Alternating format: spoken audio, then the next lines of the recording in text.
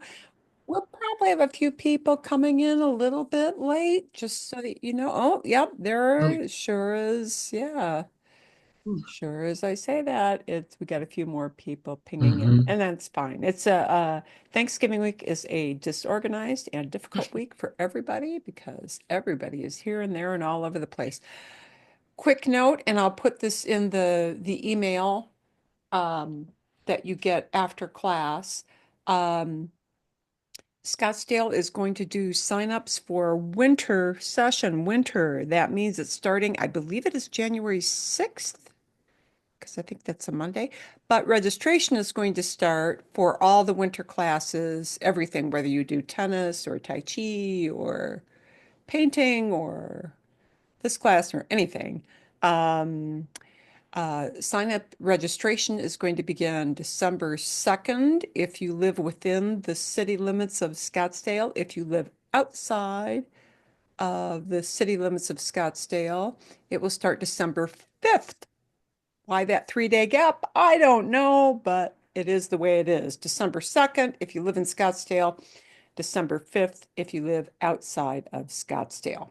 And since I say that because some classes you may take, like if you take painting or something like that, they might have a limit as to how many people can sign up. So for some folks, it is important to sign up right on that December 2nd date so that the class doesn't fill up and then close. My class does not have the fill up and close issue so, because it's online. So, okay, para que sepan, just so you know. So, what are we going to do today? Oi, today. Today we are going to I'm gonna show you and review how we use our number dictation sites. You know how to do that on your own during the week. That is for practice of listening to numbers and typing in the digit so that you can practice your understanding, your listening comprehension of when people say numbers to you. Um, this is a running thing that will happen all along, so it's really good for you every single week to do some numbers practice, and I'll show you how that site works. Um, Bien, okay, vale. After that, we're going to introduce, some of you have heard some of this before, some of you have not. We're going to introduce why it's important to know the different ways of saying you to address, to speak to people directly, okay? And how that ties into verbs you're going to hear, and you've already started to hear, but you will continue more and more and more, how that affects the verbs you hear, the sentences you hear, the phrases you hear when you speak to people because verbs have many more forms in Spanish than they do in English. So it's important for you to know why that happens and what those basics are. We're going to have a little session on the basic verbs that you're going to be hearing throughout these videos that are thematic. Yeah, we've had airport, we've had hotel. Soon next week, we're going to have restaurant issues. Uh, Verbs you're going to need that you will hear over and over again, and therefore you should get familiar with. In communicating with people in travel settings, whether you are traveling in a hotel, in a restaurant, in a store. The basic big verbs you're going to hear over and over again. Um, and we're going to do a walkthrough on the harder, the longer hotel video. We're going to start in with their breakdown session and break down what that is. Because some of the phrases they gave you were quite long, and I'm going to show you how they can be shorter and how you can learn a shorter way to communicate with people in a hotel. When you're booking rooms or changing the dates you have scheduled or setting up the dates to do a reservation, etc. Okay, bien. Um, ¿Vale? okay. Bien, that's our little roadmap for the day. Roadmap for the day. So, job number one. Job number one is I want to show you the site you should be going to a little bit every week. Oh, and I think I have to put my share sound down for this. Bien. This is called foreign numbers. Wow, how appropriate. Foreign numbers. But you do have to, I'm going to try to enlarge this a little bit. Yeah, that will work. Okay, yeah. You do have to tell it what language you want to hear, so tell it Spanish. And it only has Spain version of Spanish, so you may hear some th sounds. Don't worry too much about that.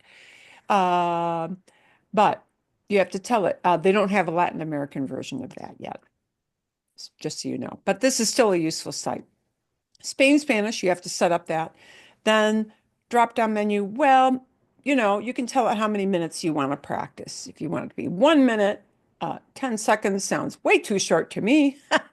3 minutes, 5 minutes, 10 minutes, I guess, is their limit. So we're just going to set it for 1 minute so you can get a feel for how it is. Number type, plain. We don't want anything else. Just plain means counting numbers, right? Which is what you're going to hear for dates when you're setting up dates to travel or to stay in lodgings. When you hear prices, it's the plain numbers you want. And the number range we're going to set in the 1 to 100 for now, but do know you can set it. You're not going to want, like the million category because you're not working in finance. No. And you probably don't even want the 1 to 1,000 for now, but you can set it up to that level. That will give you all the hundreds, yeah, numbers. And I'm just going to show you how this works. So, bien, you have to tell it the number range you want to practice. Now, normally I would set this for medium fast for me, but no, where you guys are now, you want to set this for slow, not for medium. Okay? Even though, to be honest with you, in real life, medium is a very good setting, but because you're beginners, beginners, we have to start with baby steps. So slow is a more realistic thing. So this is how it will sound when you hit the play button after you set all of these tabs. 99, And you have to type 99, 99, and you hit guess. 100, Cien. And it may sound like cien, but cien. 59, 59, 68, 68, 2, dos. There's an easy one. 63, 63, 4, 4, 91, 91. Okay, so you 37, you get an idea of how that works. And it's super, super good to hear the numbers and just type those digits in, hit that guess button, and then it tells you your score at the end of the 1 minute or 5 minutes or whatever you set it for. But um, if you want to set it at the 1 through 10 first, that's fine. 1 through 100 is fine. If you want to gradually, you should try to work up to the hundreds because with the hotel stuff, you will hear things in the hundreds. Because remember, of course, they're not always talking about American dollars. It's, pesos, it's whatever monetary unit, euros, euros, if you're in Spain, depends on where you are traveling. So that is going to be a great site. I will put it in the email, a link to it, and save that link, bookmark it, so that spend a couple minutes every single day, every single day. It will get better and better and better. And if you want to set up that site with my number cheat sheet next to it, that's what I would suggest that you do. So again, I'll show you what that looks like. I would set up two screens on your computer, one with the cheat sheet to help you remember, just to kind of give yourself a kickstart, and then set up a second screen with the actual audio that will give you a dictation. Okay. And do that. I'll put both of these links in the email so that you can have them set up next to each other and use that for listening practice because it just takes a lot of time. As a matter of fact, we're going to do just a little bit of practice with some numbers. We're going to take a look at some prices. We're going to take a look at some prices so that you can practice some numbers. Bien. Vale. Bien. Momentito. Gotta call up my screen. We're going to do some mid-level, not the 1 through 10, but the slightly harder double-digit numbers. So we're going to spend maybe 5 or 6 minutes. 5 or 6, who's counting? Uh, 5 to 10 minutes, however long it takes us here. And we're just going to do a little practice. Aquí tenemos precios. We've got some prices here. Precios. Can I make, oh, hang on. I can make this bigger. Sí, un poquito mejor, a little better. Okay, vale. ¿Cuánto cuesta? I'm going to give you the question. This is a great question to know. It has a question word, and the question word is cuánto. Cuánto. Repitan, por favor, cuánto. ¿Cuánto? Cuánto. Cuánto ¿Cuánto? sounds a little bit like our word for quantity, and that's because, yes, there's a link back to Latin. Cuánto means how much. And if I want to know how much something is, I can either ask as ¿cuánto es? How much is it? ¿Cuánto es? Repitan, ¿cuánto es? ¿Cuánto es? ¿Cuánto es? How much is it? Or instead of using es, I can use a different verb, which means it costs. And that instead of es will be the word cuesta. Cuesta. Cuesta. Cuesta. Kind of like the English word quest, but it really goes back to what we would use for cost. Cuesta means it costs. So the question, ¿cuánto cuesta? ¿Cuánto cuesta? Means how much does it cost? This is a question you may ask a lot at restaurants, at hotels, at any kind of regular store, if you're souvenir shopping, if you're buying tickets to get on a bus, whatever. So I want you to repeat this question with me because this is a chunk you should know when you want to ask for the price of something. ¿Cuánto cuesta? ¿Cuánto cuesta? ¿Cuánto cuesta? ¿Cuánto cuesta? If you need to make it shorter, ¿cuánto es? ¿Cuánto es? That works if, you kind of have a brain fart and can't remember the cuesta part. ¿Cuánto es is a substitute, okay? And feel free as a tourist, you won't know the names for everything that you're asking about. So, point. Point en cuánto cuesta, and they know you're making the effort. They'll give you the price. So I'm going to give you, no, actually, I'm going to ask if anybody wants to be brave and try saying some prices here. Okay, so, por ejemplo, if I ask cuánto cuesta, and I'm looking at this top number, and don't worry about the 99 part. We're going to look at the big number. See? ¿Cuánto cuesta? ¿Cuánto cuesta? 19. 19. 19. Sí. I just want you to give me the number. Let's look at the KitchenAid mixer. ¿Cuánto cuesta? 29. 29. 29. 29. 29. If you heard it with the sense, it would sound like 29 con 99. Con 99. It's kind of like they don't say 0.99. Yeah. They may even say it as 29 y 29, for your sense amount. Okay, vale. ¿Cuánto cuesta? ¿Cuánto cuesta? This bullet mixer here, right in the middle. Cincuenta. Cincuenta. 50. 50. 50, 50, 50. 50. Bien, bien, bien. Ah, ¿cuánto cuesta? ¿Cuánto cuesta?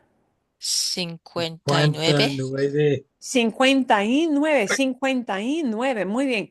¿Cuánto cuesta? 39. 39, 39, 39. Más difícil, harder. At the bottom here, this 67, ¿cuánto cuesta? 67. 66, Siete. 7, 7, 67. 7. Bien. And remember, the second digit of the two-digit combo is always that 1 through 10. 1, 2, 3, 4, 5, 6, 7, 8, 9, 10. We're always adding on there, okay? ¿Cuánto cuesta 76? Ciento Se, seis. seten, 70, 70. 76, Seis.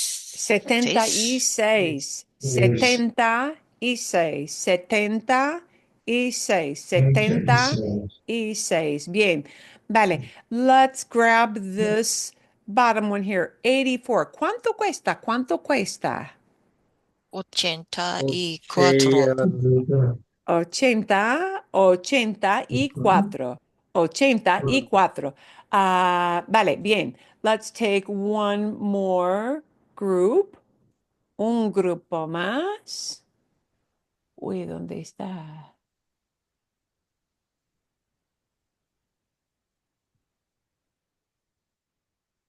Bien, aquí. Bien, vale. Muy bien. Aquí viene. Here it comes. Aquí viene. Uy, voy a engrandecer. I'm going to make this bigger. Oh, we've got a couple of big, bad ones. A couple big, bad ones. We won't do the big, bad ones yet, okay? ¿Cómo se dice 12? ¿Cuánto cuesta? 12. ¿Mm? 12. Sí. 12. 12. Bien, vale. Bueno. 39. ¿Cuánto cuesta? 30 39. y 9. And remember, we smile at the end of nueve. Nueve. 9. 9. Sí. Vale. Bien.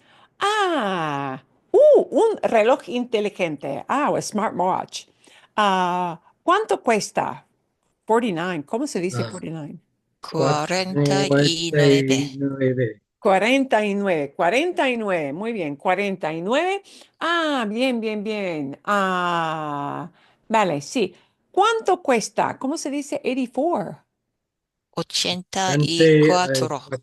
84, 84. Okay, we're going to tackle a couple of hard ones. We're going to tackle some 100 ones. You're going to hear them when we replay the breakdown session of the hotel video I gave you for homework. But we're going to take a look at the 100. And remember, 100, when I add anything on beyond the 100 of 100 even, it becomes ciento. Ciento. Ciento, 100, ciento. So we're going to take a look at 179. ¿Cuánto cuesta? Ciento Ciento setenta y nueve. y nueve. We smile at the end of nueve. Sí, bien. 179. 179. Vale, bueno. ¿Cuánto cuesta? ¿Cuánto cuesta? ¿Cómo se dice? 199. Ciento noventa Ciento y nueve. noventa Y nueve. y nueve. Bien. And when we add on multiple hundreds, ciento needs to get an S at the end because it's more than 100. Therefore, it's plural, cientos. And we slap on how many hundreds in front of it, except for the 500, which is the weirdo number, right? So 200 is 200, right? 300 is 300. 400 is 400. 500 is the oddball, deal breaker, pattern breaker. Whoop, momento. That is 500, not 500. After going through 200, 300, 400, you would think this is going to be 500, but it is not. It is keen. It is keen. 500. 500. 500. But 600 goes back to the pattern. 600, 600. 600. 700 goes pretty much back to the pattern. 700. 700. 700, like 70 had set at the beginning. 700. 800 goes totally back to the pattern. 800. 800. 800. And 900, instead of nueve, it goes to nove. It shortens it to nove. 900. 900. Now, depending on where you travel, you will hear, I mean, especially even in Mexico, a lot of hundreds numbers when they talk about how many pesos, how something costs. It'll easily get into the hundreds. It can easily get into the thousands. You travel. I have a student in my Monday class, and she has a friend in Colombia. She went to visit her friend in Colombia, and tons of prices in the thousands, right? 1,000 and 2,000 and 3,000. And how high the numbers need to go depends on the currency of the country you're in. So, it'll vary a lot depending on the country. But you're going to hear some of these hundred numbers when we get to our breakdown section of that hotel segment. But let's take a look at and maybe listen to a few numbers in that hundreds range. Oh, and here we've got a great guy page. My husband would love this page. Tools. Ok, vale, bien. Bien, bien. ¿Cuánto cuesta? ¿Cuánto cuesta? How much does this cost? 399. ¿Cuánto cuesta? 399. 399. Bien. 9. When you set up that listening number, the listening comprehension that'll do dictations, if you set it up to the up to 1,000 page, these are the kinds of numbers you'll hear. ¿Cuánto cuesta? ¿Cuánto cuesta? ¿Cómo se dice? 499. 400. Cuatro cientos 499. 99. 499. 499. Here is the oddball one. It will not be cinco. It'll be keen. Keen. It's 500. 500. 99. 99. 599. Bien? Okay. Vale. So, a little bit of numbers. Do your definitely do your number dictation practice site a little bit every day, even if you only do 3 minutes a day. 5 minutes a day would be fabulous, but 3 minutes a day. Have this page up along with your numbers cheat sheet page so you can kind of give yourself this page is the training wheels. Yeah, have the training wheels up for a while when you do that with dictations. Give yourself that grace of having training wheels on. Okay, bien. I'll leave those two links for you in the email. Bien. Let's talk a little bit. We're going to have a little bit of a lesson before we dive into and breaking down phrases for that hotel, the harder hotel video that you had this week. We're going to precede that video with a page that's going to help you. And again, you don't need to take notes because you're going to get this in the email drop. Some of you will already have it if you studied with me before. When we communicate with people in an airport, en el aeropuerto, en un hotel, in a hotel, direcciones, asking for directions, we address people as you know, can you help me? Right? Um, do you have tickets to blah blah blah wherever it may be? How do you get to? We address people as you, okay? And there's some things you're going to need to know because you're going to start to hear more and more as we go into these videos about themes of airport and hotel and restaurants, etc. You're going to hear more people using uh, phrases that have verbs in them. And verbs are very much linked to the people that do the action of that verb. So we need to address that issue. With most verbs, you as a traveler, you're going to need the form for I because you're going to be saying things like I want, I need, I have. Maybe you want to say I don't have. Yeah, you're in a hotel and you need to say I don't have towels. You need to be able to say, I don't have. You need the I form of verbs, and you need the you form of verbs. Those are it sounds like it's going to be two, but it's really going to be three. It's really going to turn into three verb forms, okay? But we're going to look at why it becomes three different verb forms. Because you need to know the people we are talking about. In Spanish, much more so than in English, verbs, the action somebody is doing, like saying I want or do you have, yeah, they are linked to the person, the human being who does the action that you're expressing. So want, have, need, things like that. Okay.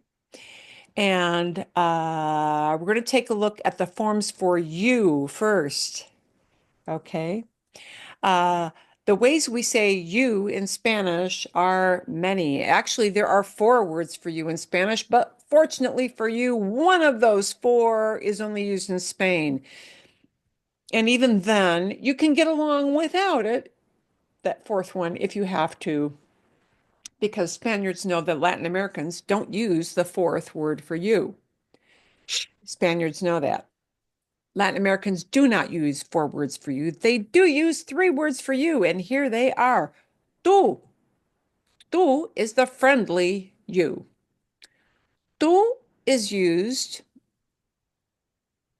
Well, wait. Let's come back to that in a bit. Tú is the first word for you. It is what we call the familiar or the friendly you. Usted. Usted is the formal you. Yes, they have a formal you, or we might call it the polite you. Okay. And then there is a plural you, which is called ustedes. Ustedes. Ustedes is the plural you. Um, and that's something we have to get used to. When you speak to a group, if you speak to two or more people, that is the correct way to address people as you guys. In English, sometimes we say you guys, or if you live in the in the US South, y'all.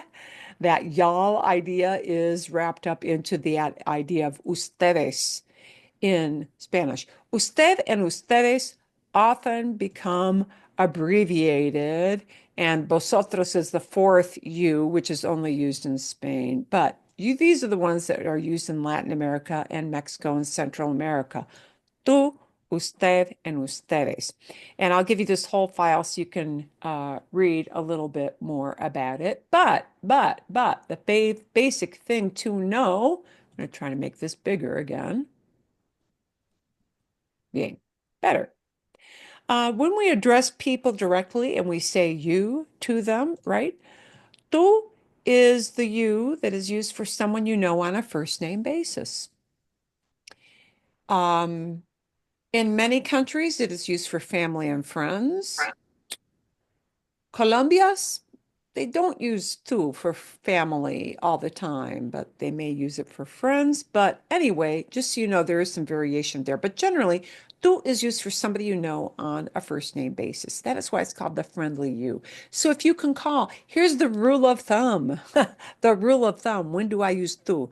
You use tú when you are speaking to somebody that you know by their first name.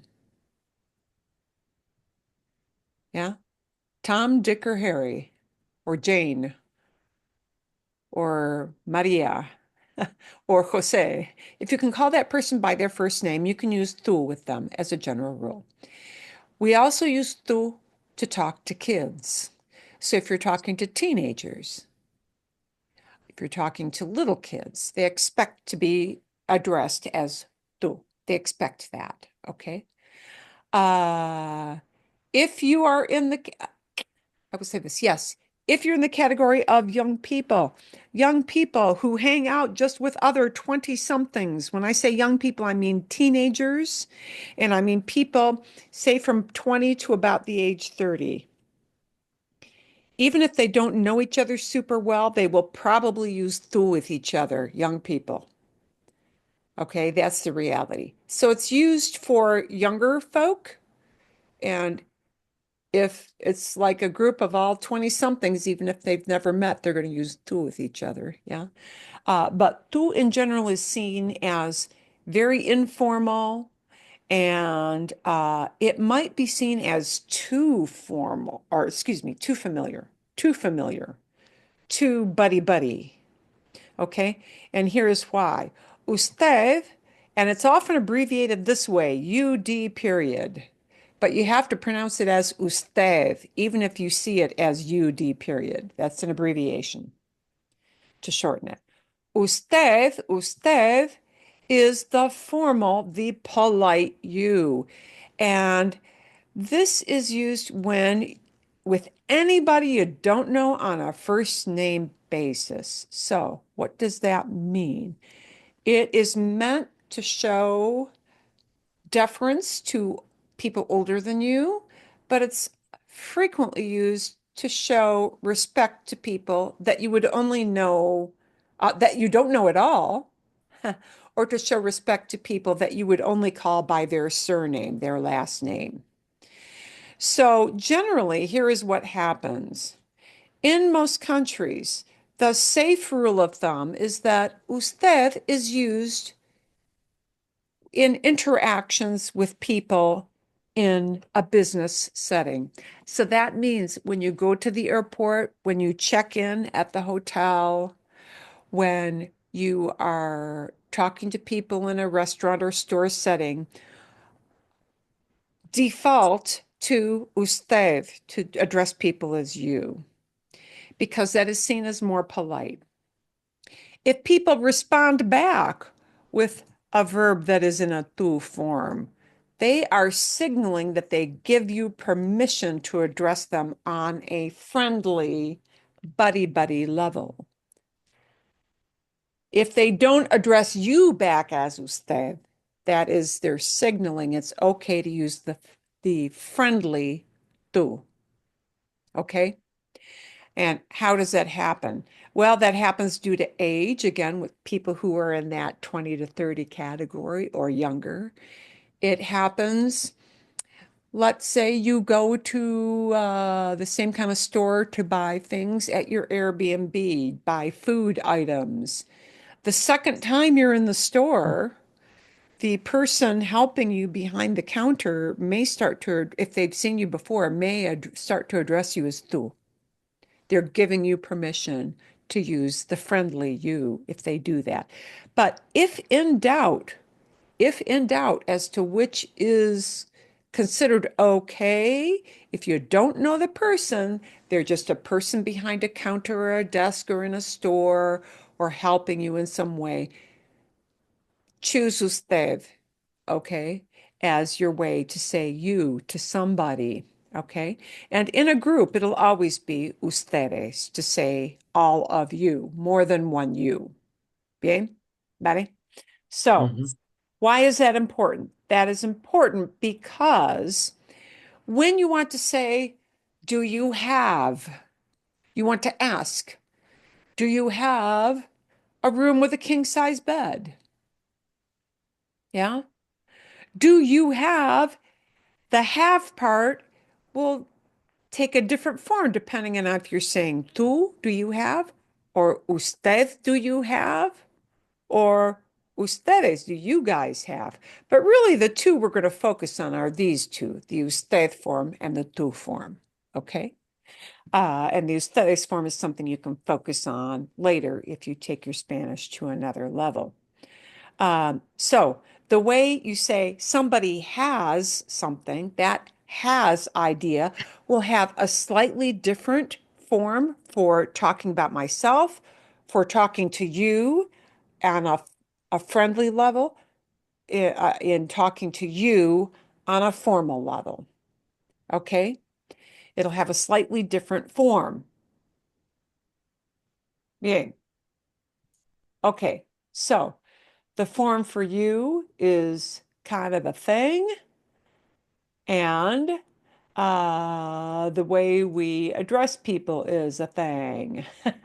And we're going to do a little walkthrough, and I'm going to show you how to shorten some ideas from the breakdown session of the hotel video to show how this works in practice.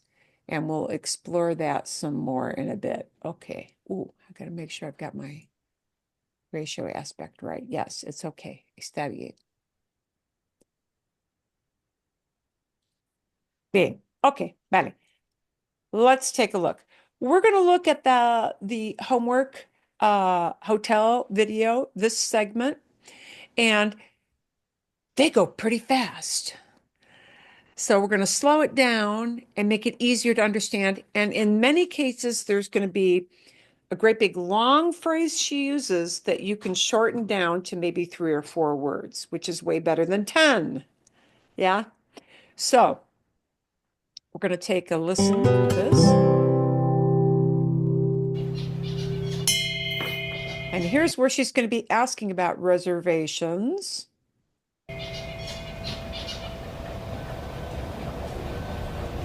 Hola, buenas tardes. Tardes. Sí, dígame. Quiero ver si tiene cuartos Oh, disponibles. Quiero ver si tiene cuartos disponibles. you could automatically shorten this. Quiero means I want. Okay? Quiero. Quiero. It sounds like the word for key, like a key for your house, a key for a door. Quiero. And notice quiero, that whole thing, only one word, means I want. What happens in Spanish is they don't even say the word I. This word you hear, quiero, quiero, all by itself automatically means I am the one who wants something. So they don't bother with the word I. They know that the word quiero means I want. Quiero.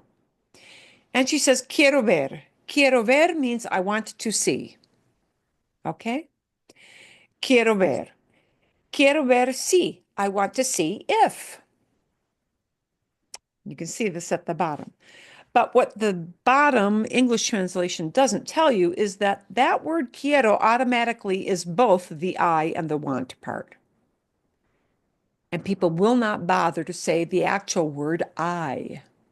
So, quiero ver, I want to see. And again, to see in English is 2 words. It's 1 word in Spanish. Ver. Quiero ver. Quiero ver si. I want to see if. Tiene cuartos disponibles. And here's where we're going to cut this way shorter so that you can use it in a sentence. Tiene, she's addressing her as usted. That is the form. That is, tiene is the verb form you would use to address somebody in a polite way.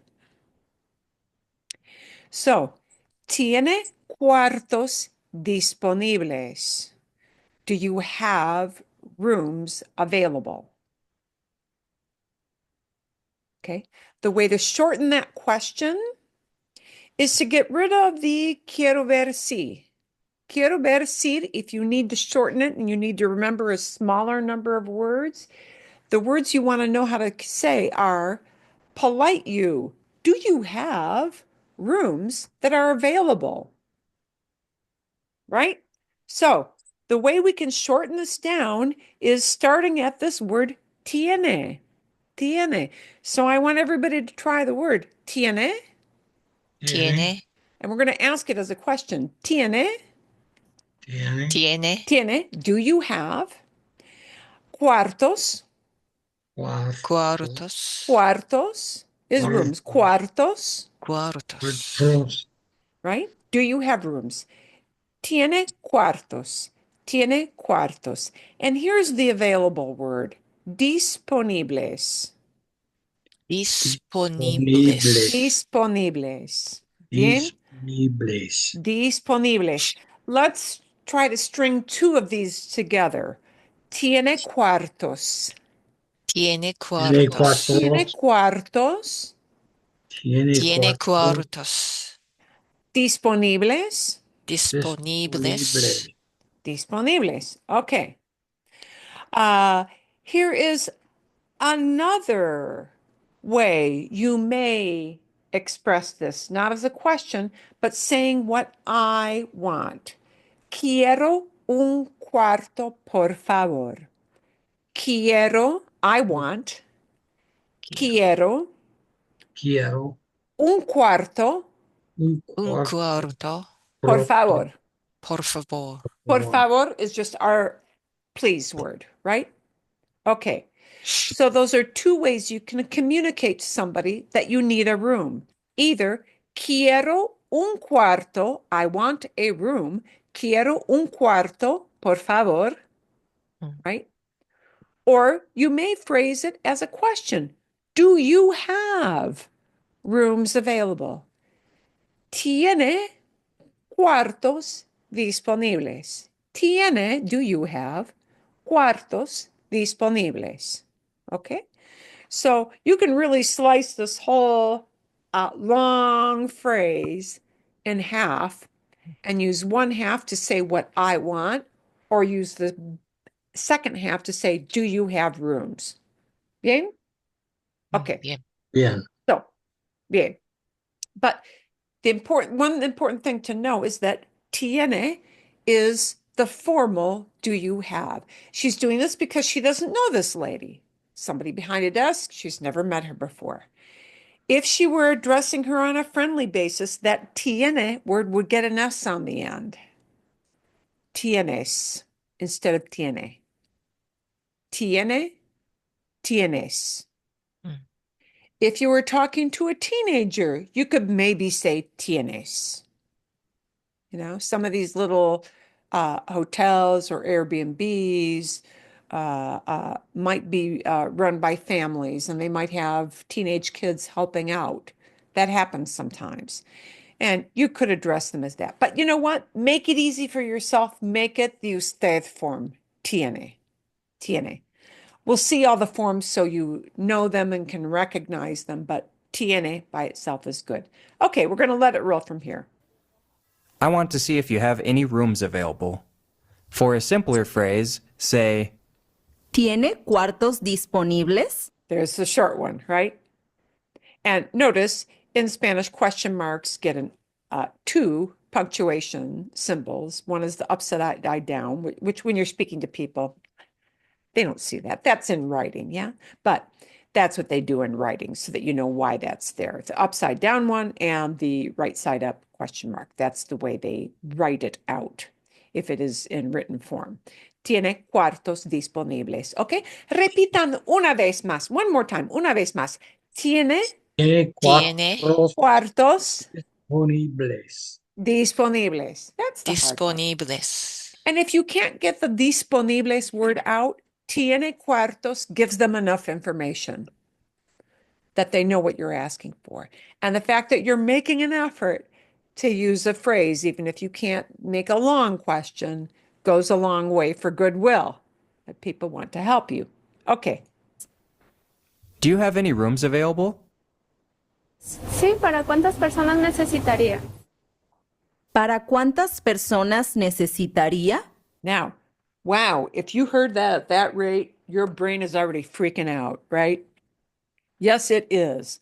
She was speaking at a very normal rate, but that's going to sound super fast. So let's look at what that sounds like. What we want to do is recognize what the question is. It's not necessary that you repeat this question. It's necessary that you know what it means. So you know the information they want, because you might not just need to give them a number back as an answer. Yeah. The question may only require that you respond with a number, or maybe two numbers, the number of people and the number of nights.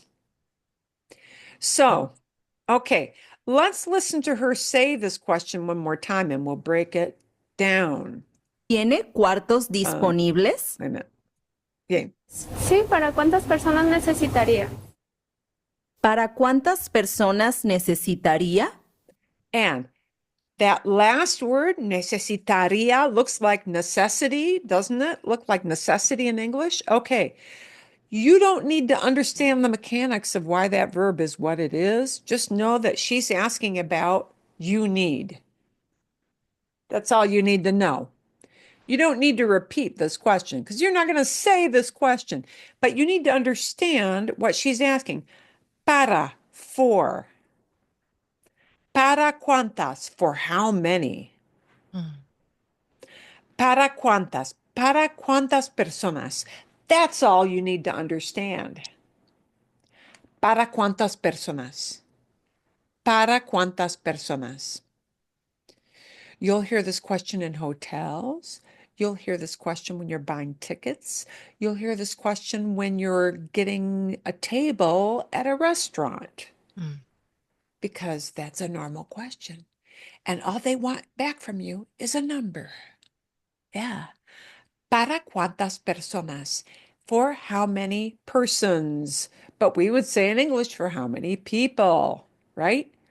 Para cuántas personas? Para cuántas personas? And this cuántas is how many. Just like you heard cuánto cuesta, cuánto, how much. This is the how much for people, but it's how many people, because we don't say how much people, we say how many people.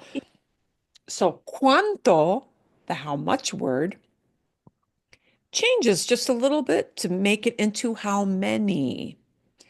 And this is cuántas. Personas is a feminine gender word. It just is. Even if it's not talking about all women, that is a feminine gendered word. So we have a feminine gendered how many that pairs up with it. ¿Cuántas personas? Para cuántas personas necesitaría, would you need? Okay, but you just need to understand she's asking how many people. For how many people? Serían dos personas, un cuarto básico. Serían dos personas, un cuarto básico. Okay, you can shorten that to something much shorter. Serían means it would be. That's the verb part. But you can shorten it to just the number and the word people. Dos personas. Dos personas, por favor. Dos personas, always add in a por favor, a please. Dos personas, por favor. Okay? And then she adds on extra information, un cuarto básico. Un cuarto básico, a basic room. Un cuarto básico, but the lady knows that she's got a two-person room, right? Okay, so dos personas. If you're traveling with family, it could be, ¿cómo se dice? Three people. Tres Tres personas. personas. Personas. What if you're a family of four? It'll be Cuatro Cuatro personas. cuatro personas. Yeah, you get the idea. They want a number and the word personas, people. Okay? That's what they need. We're going to let it roll. It would be 2 people, a basic room. Here you can add any specific things you're looking for, like, Quisiera un cuarto con 2 camas. I'd like a room with 2 beds. Now, this quisiera is a super polite form, but quisiera is kind of a mouthful for most people. It is a super polite form to say, I would like, not just I want, but it kind of adds a pretty please in without saying pretty please, the verb by itself. So instead of quisiera, you can use the original word I want, quiero. Quiero, I want. That's enough. That works. Quiero. You can substitute that for quisiera. Okay? Quiero un cuarto. Quiero un cuarto. And let's say you need 2 separate beds. Okay? Quiero un cuarto con 2 camas. Con 2 camas is with 2 beds. Con 2 camas. See? Quiero un cuarto. I want 1 room. Quiero un cuarto con 2 camas, with 2 beds. Okay? I want everybody to try the word quiero. Quiero. Quiero. Okay? Quiero. Quiero. Quiero. Let's add on to quiero. I want a room. Quiero un cuarto. Quiero un cuarto. Cuarto. Quiero un cuarto.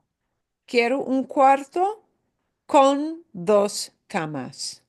Con 2 Quiero camas. un 2 cuarto, camas. 2 Bien. con 2 Con camas. 2 camas. ¿Sí? Okay. Little dirty secret, king size bed con una cama king size. I know. I think this bled over from English. In Mexican Spanish, everybody in the hotel industry understands con un cama king. They know what that means. Con una cama king. Con una cama king. Okay, so that's a variation. Maybe you want a king size bed. No, that's what my husband be asking for. Okay, we're going to let it roll. Quisiera un cuarto con baño privado. Here is a variation. Depending on the type of hotel you're in, and remember, the people in this video are very young people, so they're used to hostels where young people will get cheaper rooms. Yeah. If you're in a big hotel, they may all have private baths. Depends on the type of lodging settings you're in, right? Um, things, things, hostels or hotel settings that have many, many young people who try to travel more cheaply as their clientele. They often may have a situation where 3 or 4 rooms may share 1 bathroom, okay? But if you want a private bath, if you need to stipulate that, this is the way you ask for it. Un cuarto con, a room with. Un cuarto con. And remember, you can, instead of quisiera, the super polite, I would like, you can just use quiero, I want. Quiero. Quiero, quiero. Quiero un cuarto con baño privado. Con means with. Con baño, there's our bathroom word, bathroom word. Baño. Con baño privado. Con baño privado. And just con baño probably works okay. Privado just tells them private, but con baño means you've got a bathroom in the sleeping area as well, right? See? Con baño privado. Okay, we're going to let it roll. I'd like a room with a private bathroom. Or, Quisiera un cuarto con tina de baño.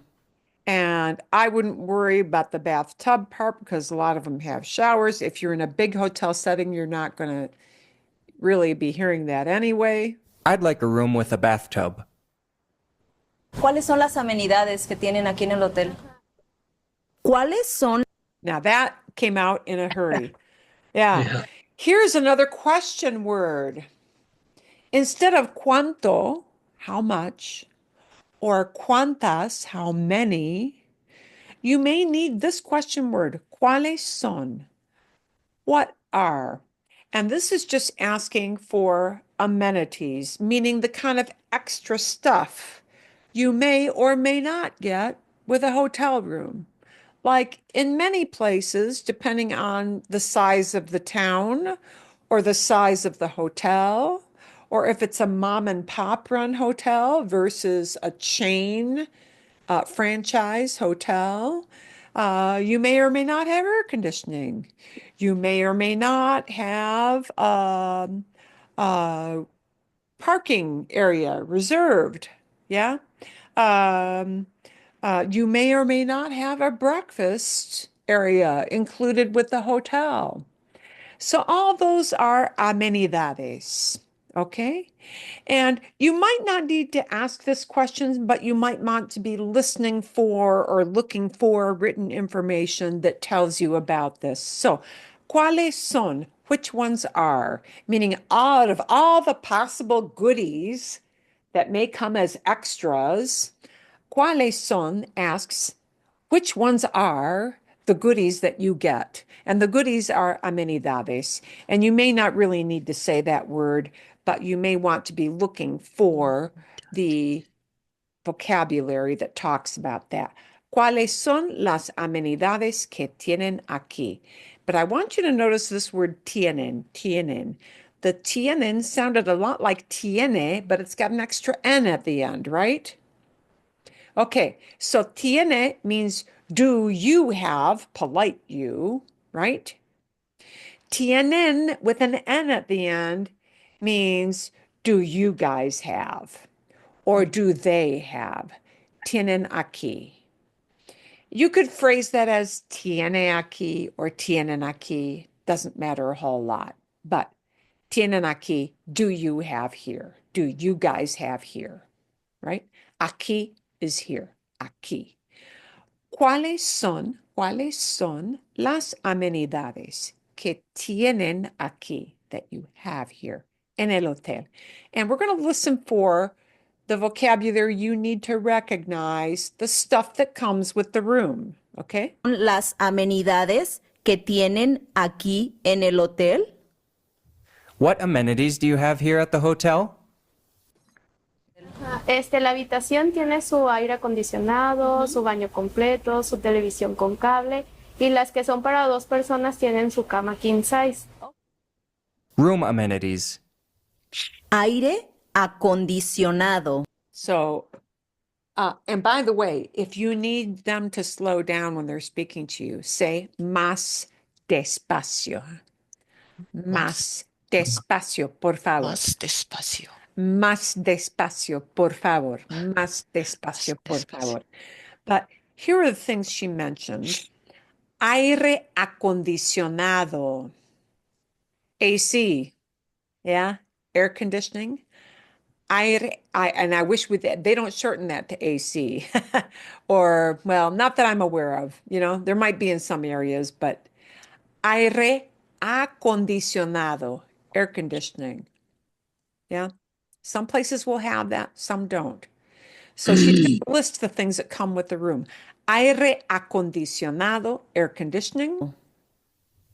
Air conditioning. Baño completo. Baño completo, full bathroom, meaning you don't share with the 3 other people down the hallway. Yeah.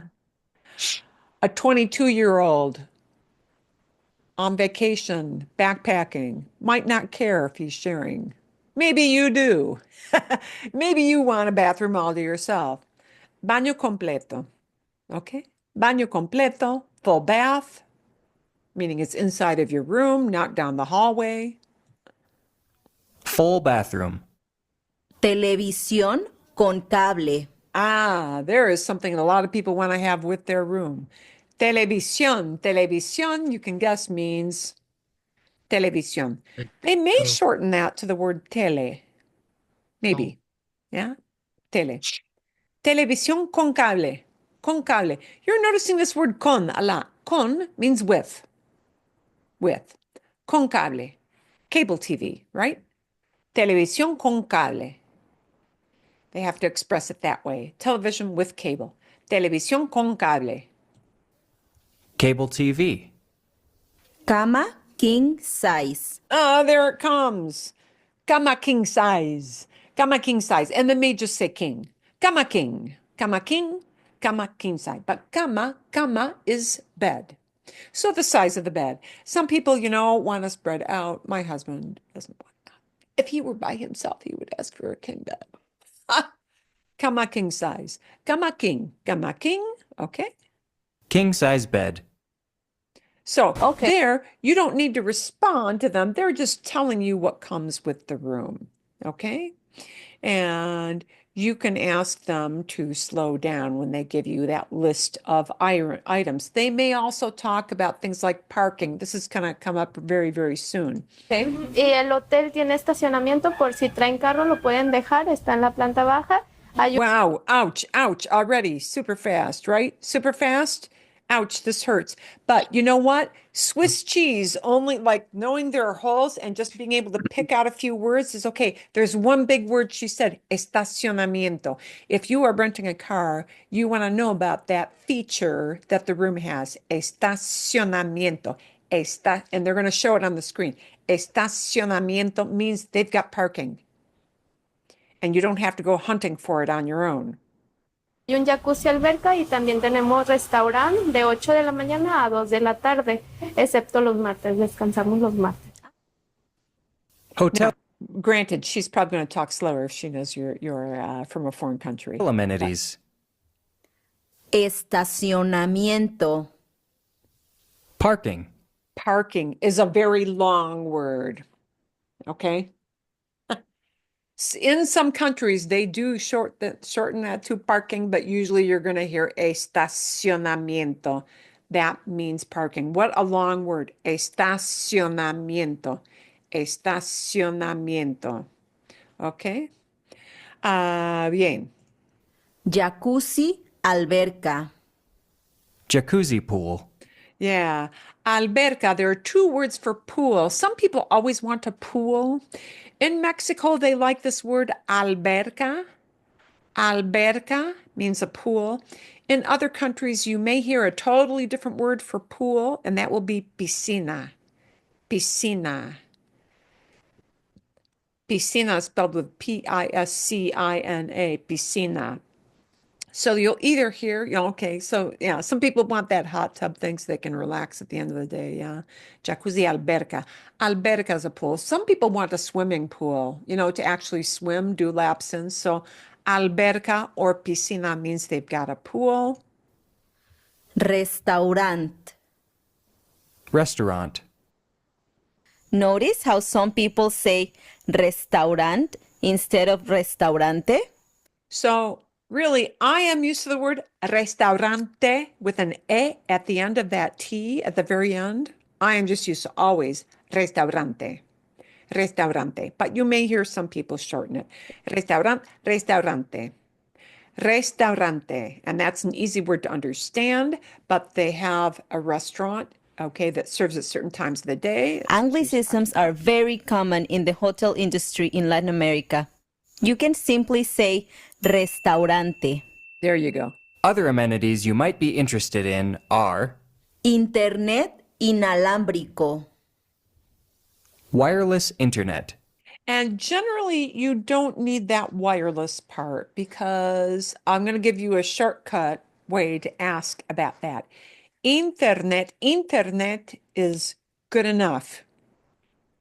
Inalámbrico means wireless. Okay? Wi-Fi. But internet is usually good enough, or you can ask, I kid you not, Wi-Fi. Wi-Fi. Everybody knows what Wi-Fi is. Everybody knows. Okay. In Spain, they will not call it Wi-Fi. In Spain, they will look at Wi-Fi for Wi-Fi, and they say Wi-Fi. Wi-Fi. Ah, I Wi-Fi. I Wi-Fi. There is Wi-Fi. I Wi-Fi. But in Latin America, you won't hear Wi-Fi so much. You will hear I Wi-Fi. I Wi-Fi. And that's what you will hear. You may hear it as internet. Internet. Okay? Internet. Yeah, bien. So, we're going to back this up once we let this roll a little bit and show you a way to ask about these words shortly. Servicio al cuarto. Room service. Room service, servicio al cuarto. Servicio looks a lot like service because we borrowed that word from Latin. The English speakers did as well. Servicio, servicio, servicio al cuarto, servicio al cuarto. Service to the room. Al means to the, al. Servicio al cuarto. And notice cuarto is used. There are two words you may hear for the word room, as in hotel room. One is cuarto, cuarto. And originally that word came from quarters. Yeah. If you have quarters, if you're in the military, you have quarters means that's your personal sleeping area. And that's what that came from originally. The word cuarto, cuarto is your quarters. Okay, so cuarto means room. You may also hear a different word used in hotel lingo to talk about a hotel room. And instead of cuarto, you may hear them used interchangeably habitación. Habitación. And I'll put that in the notes that you're going to get. I'm going to alter a couple things with our notes from last week. Habitación looks like habitation when it's written out, habitation, but we don't pronounce the H, yeah, in Spanish, so it's just pronounced habitación. Habita, habita. Try habita, Habita. Habita. habita, and we add sion to the end. Sion. Sion. Habitación. Habitación. Habitación. Habitación means the exact same thing as cuarto. But people may use habitación instead of cuarto, and everybody knows those two words mean the same thing. It is shorter to say cuarto, cuarto. And notice it is not cuatro, cuatro. It is cuarto with the R in front of the T. We flip the R and the T. Cuatro Cuarto. is four, but cuarto is quarters, your room. Yeah. So cuarto, cuarto. Okay. Cuarto. And they may refer in the hotel to habitación. Habitación. They're the same thing. Habitación. And they may give you a key and say, habitación número 250, room 250. And they may give you a room number with that. Okay. So do know that there are two words for hotel room, and one is cuarto, one is habitación. Okay. We're going to let it roll. Transportación al aeropuerto. A lot of people want this in their hotel. Transportación al aeropuerto. Transportación. Transportación, transportation. See? Al, to the aeropuerto. Transportación al aeropuerto. So again, you don't need to maybe ask about, well, you may need to ask about this. We'll show you how you ask about this in just a little bit. Airport shuttle. For more phrases and vocabulary, visit the link in the description where you can download the PDF that accompanies this episode. Bueno, pues, ¿cuál es el precio del cuarto por noche? ¿Cuál es el precio del cuarto por noche? And you know what? I'm going to, excuse me, I kind of forgot my markers. Let me back up a little bit. Let's say you want to ask if there is AC. Yeah? You want to ask what kind of stuff the hotel room has. I'm trying to get to exact right thing. Yeah. You want to ask, is there air conditioning? Here's how you ask for that. You use one verb that doesn't need a form for tú or usted or yo. The only word you need is I. I. I, when you ask a question, I, I, I, I, I, it's like I. It's that sound of I. Yeah, it's spelled differently, but it's I. I I, asks, is there? Or are there? I means is there or are there? So if you want to know, is there air conditioning? Is there air AC? Here's how you ask. ¿Hay aire acondicionado? can you ¿Hay spell I, aire aire acondicionado? acondicionado. Bien. If Could you you want to spell that? ask, is there a full bath? ¿Hay baño completo? ¿Hay Hay baño baño completo. completo? ¿Sí? Bien. Is there cable TV? ¿Hay televisión con cable? Hay televisión con cable. Con cable, sí. Can you ¿Hay? spell it? I, I is spelled Hay. It looks like the English word hay, like horses eat hay, but it uh-huh. is not pronounced hay. It is pronounced I. And you're going to see that in a file in just a little bit. I. I. Is there? And you ask it as a question. I, and then you ask the item. I, cama king. I, cama king. Bien. You can even ask, are there rooms? ¿Hay cuartos? Are there rooms? Yeah. I is it's a verb and it means are there? Are there? Okay. It doesn't ask, do you have? It just says, are there? Do those things exist? Yeah. And we're going to see how we can add I to these other things if you need to ask what other stuff the room comes from. Is there parking? ¿Hay estacionamiento? ¿Hay Hay A is estacionamiento? mental Yeah. estacionamiento. Estacionamiento. That is a tough word, isn't it? Estacionamiento. Estacionamiento. Yeah, I it's a long, stinking long word. Estacionamiento. Okay, bien.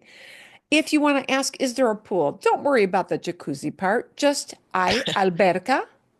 Hay Hay alberca. alberca. Hay alberca. Or you can use the alternate word piscina. Hay piscina. But in Mexico, they like that word alberca a lot. Hay alberca. Hay alberca. Alberca. If you need to know if there's internet, hay internet. Hay Hay internet. internet. internet. Hay internet. Or hay Wi-Fi. Hay Wi-Fi. I Bien. Wi-Fi.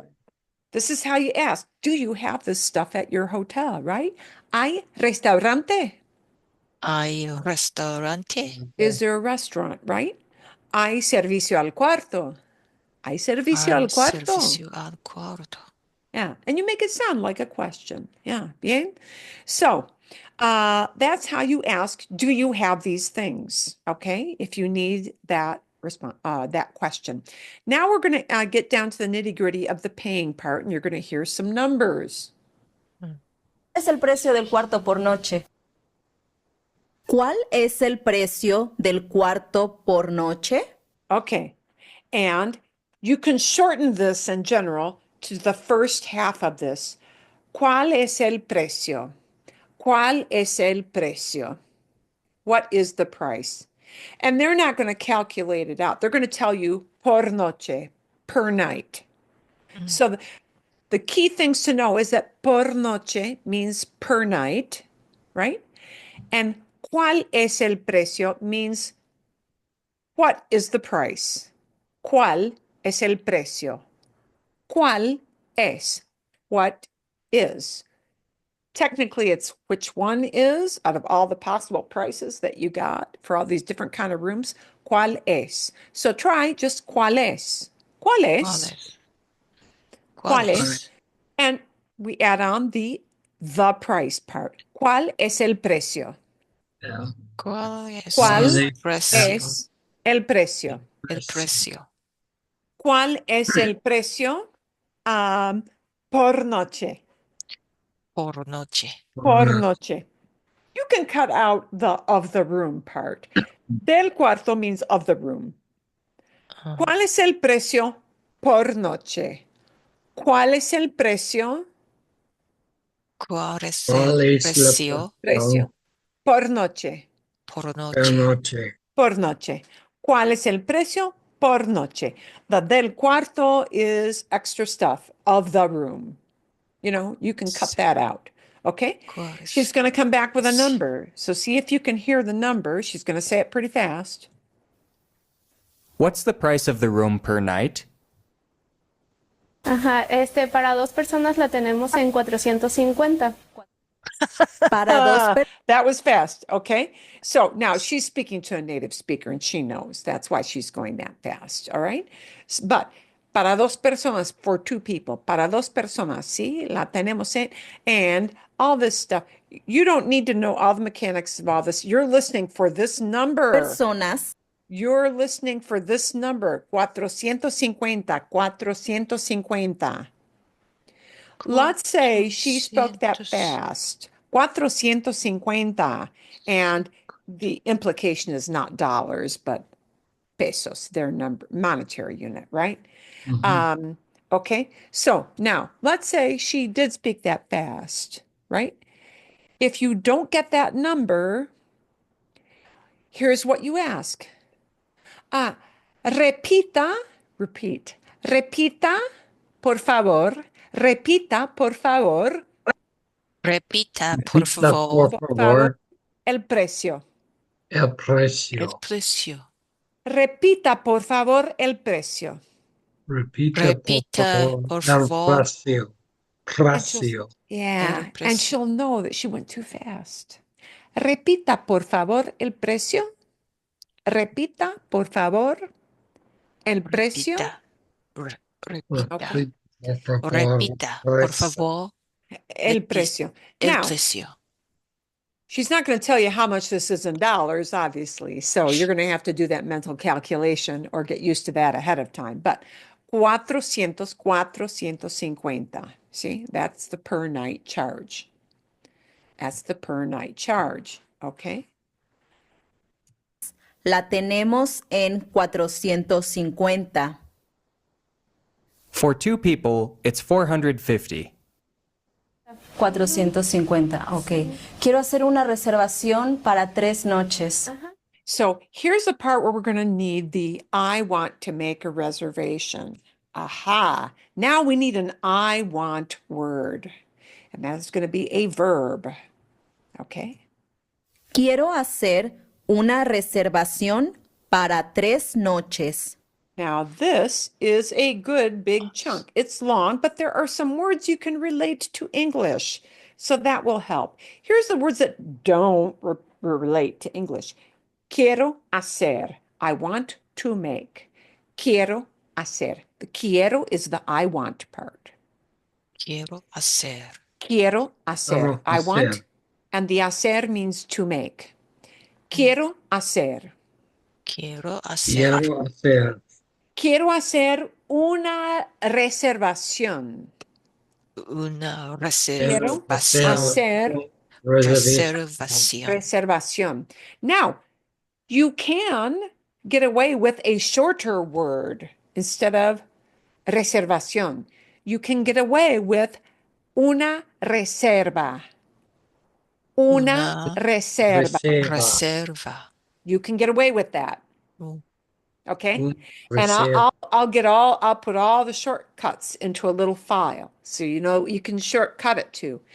Quiero hacer una reserva. I'm going to do the shortcut. Quiero hacer una reserva. I want to make a reservation. And now you tell it for how many nights? So you need a number. And you don't need a 50 number. You need a 1 through 10 number, probably, right? Okay.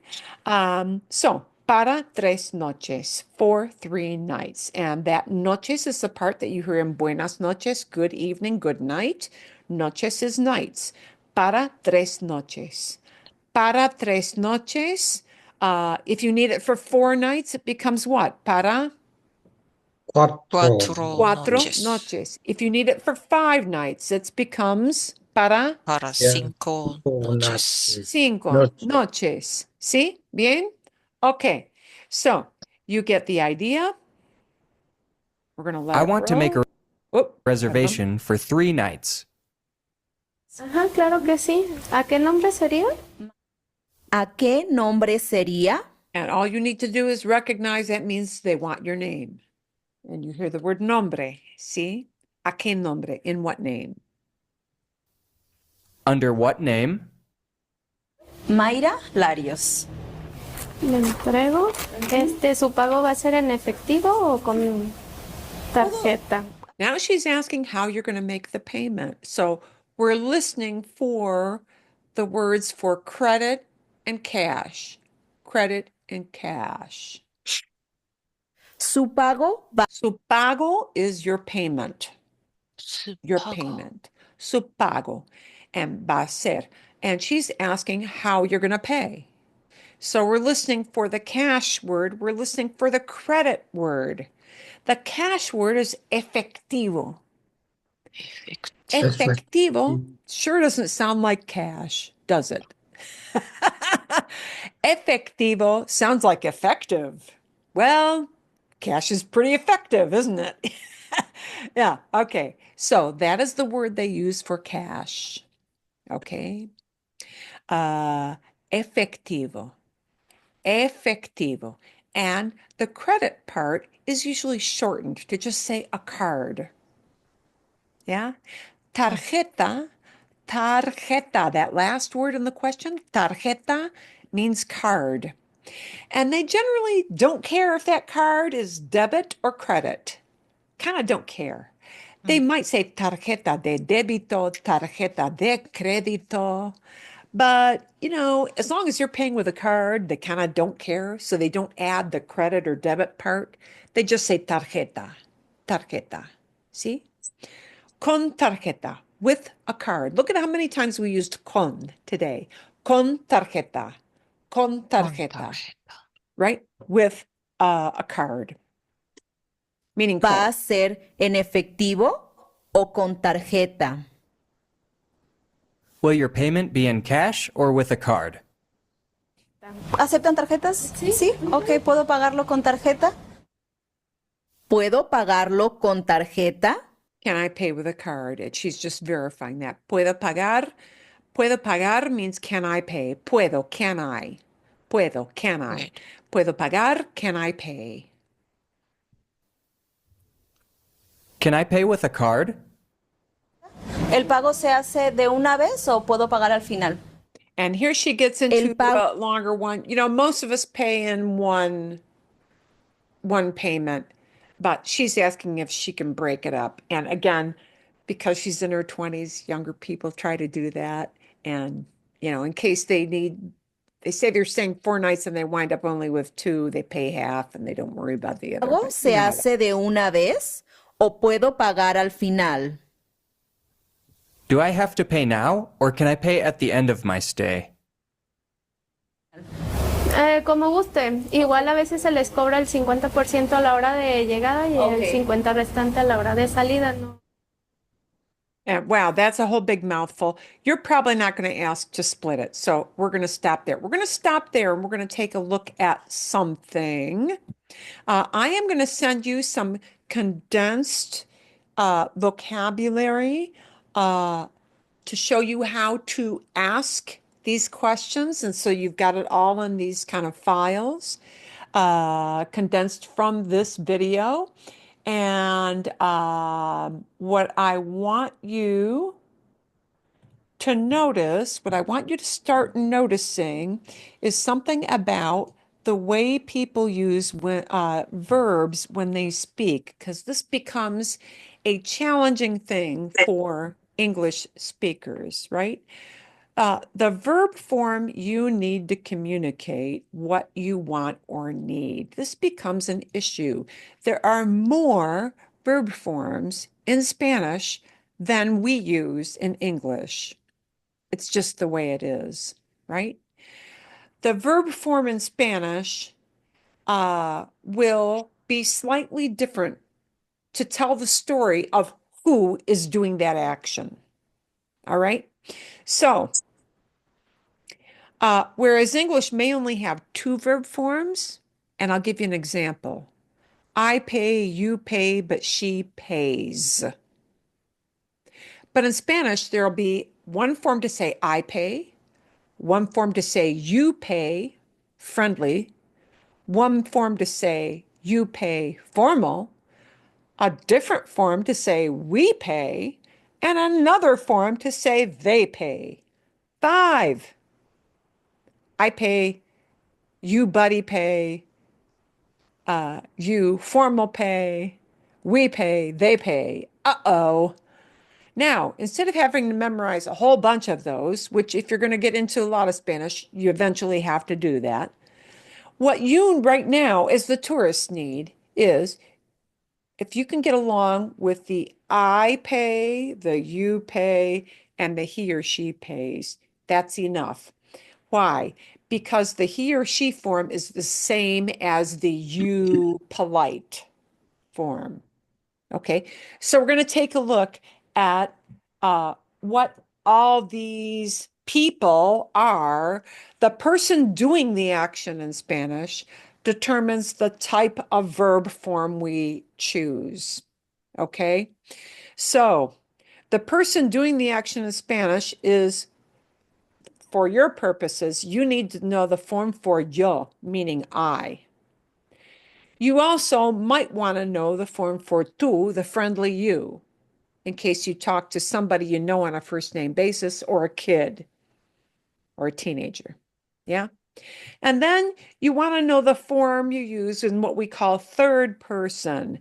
The form of the verb will be either for he or she or usted. Usted, the polite you, is grouped into the same form that they use to talk about one guy or one woman doing something. That is all called third person. So the usted form of the verb, the polite you, uses the same verb form as the one they use to talk about he's doing it or she's doing it, right? And that'll be slightly different from the tú form of the verb. These three people who do actions are the three that you probably need to know first, okay? And the plural forms, which are the we do something or they do something, you can probably leave to the side for now. Probably. Okay? Bien? So there's going to be a separate verb form that corresponds to me doing the action. I'm talking about myself. A separate verb that's slightly different in its form to say that tú, you, a friendly person, yeah, is doing something. And there's going to be yet a slightly different form of that verb to say you, formal, do a certain activity. And this usted, the formal you, is what we want in settings where we don't know people on a one-on-one first name basis. Yeah. Okay. So let's take a look. Here are the verbs. I'm going to send you this whole file. I want you to start to get used to just the I, the friendly you, and the formal you forms of the verbs. And here are the big verbs they come from. The big verbs are ser or estar, which means somebody, either I am or you are, or you are, but the formal you are. Okay. Ser is used to identify who you are. Estar is used to talk about how you feel or where you're located. Okay, that's kind of a big topic, but just know those are out there. Here is the verb you've already heard forms of. Tener means to have, and it's also used with other expressions like I'm hungry, I'm thirsty, I'm hot, I'm cold. But tener is a super common verb in Spanish to get familiar with. So you want to know the I form, the you buddy form, and the you formal form for this verb tener. Because you want to ask, do you have a room? Yeah. Okay. You want to know the verb ir, to go, and I'll mark out where these are in the book. You want to know the verb want, to say I want. Yeah. Querer, quiero. You maybe would find this verb useful. Necesitar, to need. Necesitar. And it's helpful to know this verb costar, which generally you're going to need one or two forms and that's it. Okay. And here is the golden verb, the wonderful verb that you don't need all different kinds of forms for. You don't need to know different kinds of forms. This is the only word you need, and that is the word I. I. There is your I word spelled out. Hay, H-A-Y, H-A-Y. I. I means there is. I also means there are. Okay? And we're going to see which forms you need to know. And I'm going to focus on these because you heard them in the video because we're kind of running short on time. Tener, to have. The form for yo, to say I have, is tengo. Tengo. Tengo. Tengo. Tengo. Tengo. That one word all by itself means I have. It means it goes along with this idea of yo, I. But nobody will say the word I, no, nobody will say it, sorry. Nobody will say the word yo. They'll only say this one word, tengo, and it means I have. Tengo. Tengo. Tengo. If you ask somebody on a friendly basis, do you have? It's tienes. Tienes. Tienes. Tienes. Tienes. Okay? If a teenager is waiting on you, like, yeah, you can use that. But if you want to be more formal, the formal you, it's tiene. Tiene. Tiene. And I want you to notice something. You don't need the word you. That whole idea of you is already automatically understood by that one form, tiene.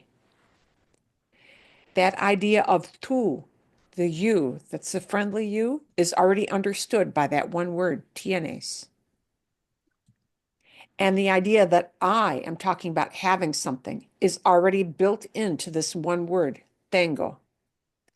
People already know automatically who you're talking about with the one word.